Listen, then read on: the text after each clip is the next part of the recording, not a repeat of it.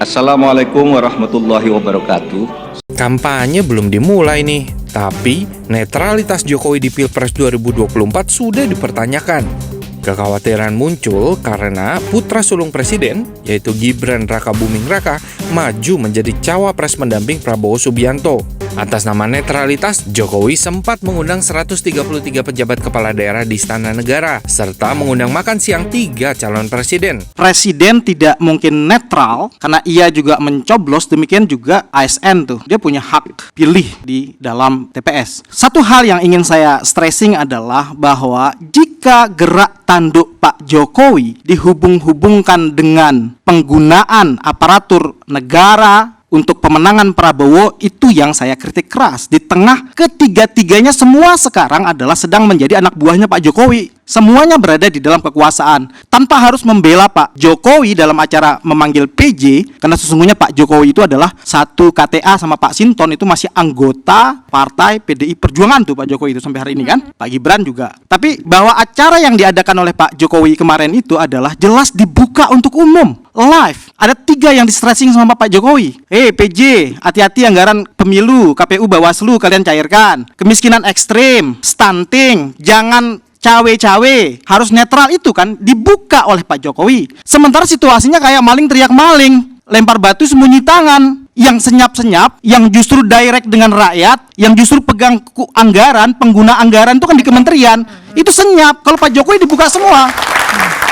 Yang saya mau katakan adalah Mbak, sekarang capresnya adalah Prabowo dan Gibran. Dituduh presiden tidak netral. Pemilu 2019, presidennya adalah Jokowi, capresnya juga adalah Jokowi. Jokowi tidak cuti karena presiden tidak boleh off. Tidak ada tuntutan di situ. Ini dari gelora ini kayak pahlawan kesiangan. Tidak ada tuduhan netralitas ketika Jokowi adalah presiden dan Jokowi juga sekaligus sebagai capres. Wong Jokowi aja ngomong sekarang pengen cawe-cawe. Pak Jokowi sudah bilang sejak awal dia akan cawe-cawe. Cawe-cawe untuk kepentingan negara. Dia tidak mungkin tidak mengontrol PJ agar dia tidak nyeleweng. Dia itu ingin kan pengertian terlibat cawe-cawenya dalam saat itu. penentuan siapa yang memenangkan. Itu arti cawe-cawe. Dia nggak akan membiarkan negara ini jatuh kepada calon yang dia tidak inginkan. Yang ikut membela memenangkan Jokowi ini baru datang udah bela-bela ini. Saya nggak bela Jokowi. Oke, Bang. Saya membela jika ini pahlawan kesiangan namanya. Tindakan presiden adalah sebagai tindakan menggunakan aparatur negara, menggunakan keuangan negara hanya untuk memenangkan salah satu calon yang sedang kami dukung. Sementara kalian juga berada di dalam kekuasaan. Itu misalnya Bong bilang perubahan apa? Kalau menteri-menterinya masih ada di dalam pemerintahan Jokowi, itu sama dengan ngeritik diri sendiri. Gua berubah, gua jadi menteri gitu. Gua tapi nggak mau keluar dari pemerintahan Jokowi, itu gimana? Sekarang capres itu sudah lemparin visi misi, harusnya kita tuh bedah otak capres gitu loh. Ya nggak bisa lah, orang di depan mata orang mau berbuat nggak bisa kita biarin. Pak Anies sendiri kemarin ini kan bicara pada saat di depan Pak Jokowi juga harapannya soal netralitas. Nah ini nggak digunain juga nih penggunaan hak angket bersama dengan PDI. Iya, saya kira kan Pak Anies bukan pengurus partai politik. Dia bukan anggota partai politik, dia nggak punya pasukan untuk di parlemen. Tapi kami melihat apa yang dilakukan Mas Anies itu sudah tepat. Bagaimana dia kemarin menyampaikan pemakjulan gimana kepada presiden langsung bahwa kejujuran, keadilan, dan netralitas itu sangat penting. Dan tidak mungkin seorang calon presiden menyampaikan itu langsung kalau dia nggak punya kegundahan dan nggak punya indikator-indikator mengarah ke sana. Mas ya, saya juga tidak mau masuk untuk urusan angket. Saya ingin menyaksikan aja nanti ujungnya kemana ini bola ini gitu. Karena itu hak DPR yang memang harus dihormati. Jauh memang itu diatur oleh undang-undang dan ada jalannya ya nanti kita saksikan. Tetapi saya senang dengan mekanisme kontrol seperti ini. Baik, angket itu kan pada hakikatnya kan mekanisme kontrol. Sama seperti soal netralitas tadi itu. Dengan beberapa teman Bung Masinton meragukan, Bung Iqbal meragukan. Saya senang dengan yang ragu-ragu ini.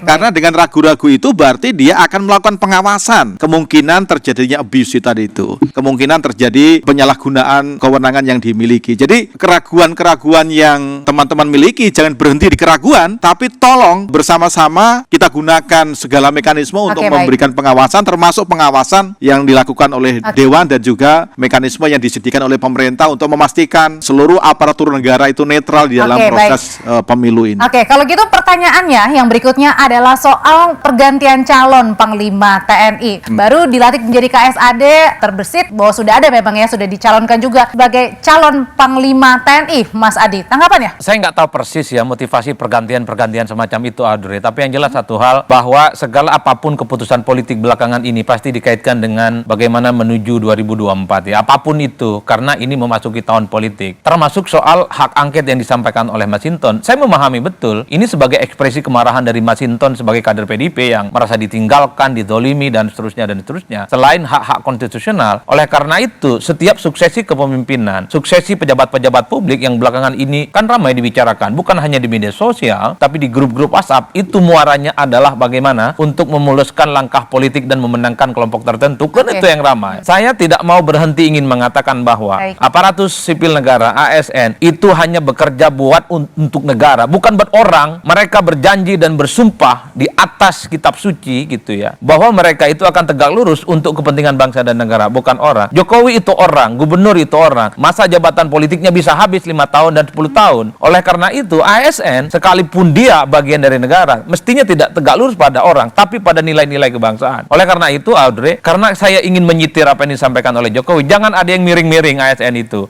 Kalau ada ASN yang miring-miring, berarti dia membangkang. Dia membangkang Jokowi itu sendiri. Itu jelas. Yang kedua, selama tidak ada tindakan-tindakan tegas terhadap ASN, sepanjang itu juga kecurigaan-kecurigaan ASN sebagai instrumen kemenangan itu akan selalu muncul. Kalau cuma ditegur, kemudian diproses, Pak, endingnya nggak jelas, saya kira itu tidak akan ada muaranya terkait dengan kecurigaan itu. Kenapa? Kalau kita mau jujur, indikasi soal miringnya salah satu indikasi ASN itu kan jelas. Tiba-tiba di Bali, kemudian di Bukit Tinggi, ada benderanya Amin diturunin, di tempat yang lain ada bendera aman dan seterusnya. Ini kan tanda-tanda bahwa soal netralitas karena ada kalimat dari Pak Jokowi nih Mas Adi, ketika di acara PJ Kepala Daerah yang disorot ketika disebut semua yang miring-miring bisa saya ganti setiap harinya. Pilpres 2024, mungkinkah Jokowi netral? Harapan kami adalah dari Partai Gelora agar pemilu itu lebih berkualitas dengan cara semua kita politisi menjadi public educator begitu loh. Ini 3 pasangan capres sudah melemparkan visi misinya. Visi misi itu adalah isi daripada otaknya. Adulah isi daripada otak capres-capres kita yang cerdas-cerdas itu terkait dengan netralitas, semua menjadi konsen bersama kita. Kepada rakyat, ayo awasi bahwa di ketiga pasangan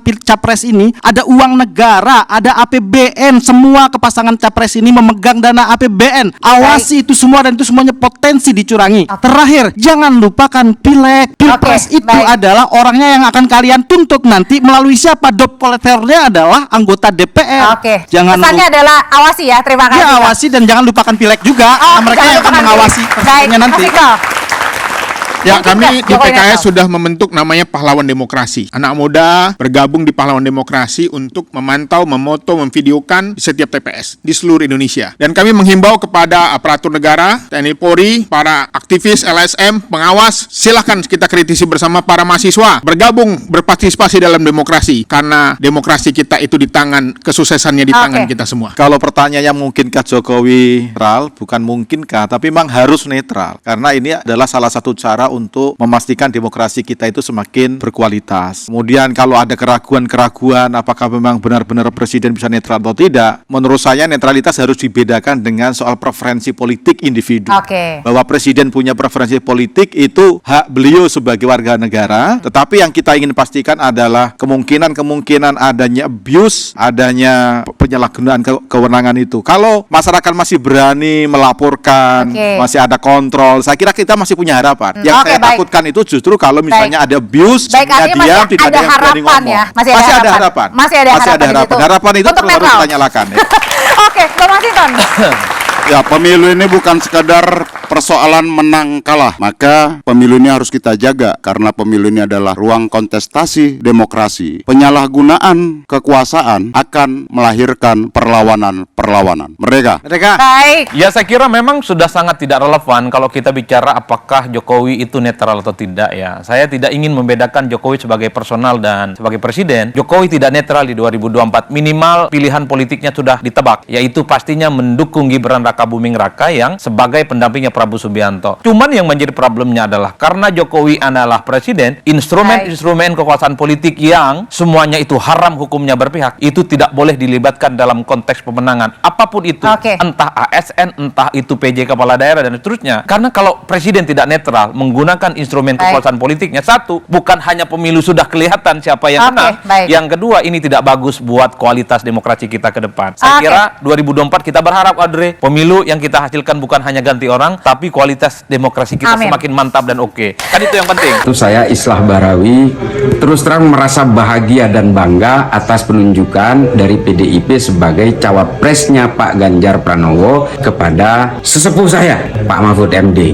Kalau kita mau melihat sosok yang punya integritas, perjuangan terhadap negara ini demi tegaknya hukum, demi upaya-upaya untuk menghilangkan berbagai tindakan-tindakan kejahatan koruptif di negara ini, maka saya sangat bangga untuk mendukung Pak Mahfud MD. Seluruh masyarakat Indonesia yang masih berharap untuk tegaknya hukum di seluruh Indonesia, maka mari kita dukung Pak Mahfud MD. Pak Mahfud MD adalah sosok yang pernah berkarir di legislatif, di eksekutif dan juga yudikatif, dan beliau punya rekam jejak tidak pernah punya kejahatan apapun dalam jabatan-jabatannya. Beliau adalah orang yang tidak pernah punya kejahatan masa lalu. Beliau juga tidak punya beban masa lalu, dan juga apa yang menjadi beban beliau hanyalah masa depan Indonesia. Mari kita bantu Pak Mahfud untuk mewujudkan berbagai keinginan masyarakat di Indonesia menjadi pemerintahan yang bersih, melawan korupsi, dan juga penegakan hukum yang betul-betul merata, tajam ke segala arah. Oleh karena itu, mari kita dukung Ganjar Mahfud. Insya Allah dengan ridho Allah Subhanahu wa Ta'ala, langkah kita dalam mewujudkan Indonesia sejahtera lahir batin, adil dan makmur akan mendapatkan jalannya. Qabul. Semoga Allah senantiasa menuntun kita di jalan yang diridhoinya. Wassalamualaikum warahmatullahi wabarakatuh. Terima kasih. Merdeka! Tempat ini menjadi saksi bagaimana pidato Bung Karno selalu menggetarkan. Dedication of life disampaikan di sini, mengajarkan kita agar bisa mengabdi pada bangsa dan negara. Infrastruktur yang hebat, IKN yang tidak hanya memindahkan tempat dan ibu kota, tapi membuka mindset, merubah mindset untuk menjadi negara maju, termasuk hilirisasi industri yang akhirnya kita diperhitungkan oleh dunia. Menangkan PDI Perjuangan dan calon presiden PDI Perjuangan Ganjar Pranowo. Seperti Mbak Puan tadi sampaikan, itu juga Bapak Ibu yang mesti kita pertahankan, kita lanjutkan. Pesan Bu Mega kepada kita semuanya, agar kita bisa bersatu, kita berdiri seteguh karang yang tetap tegar dalam gempuran-gempuran ombak sekeras apapun. 2013 lalu, pemilihan Gubernur Jawa Tengah, PDI Perjuangan dan Ganjar Pranowo memenangkan itu. Dan itu di bawah pimpinan Mbak Puan.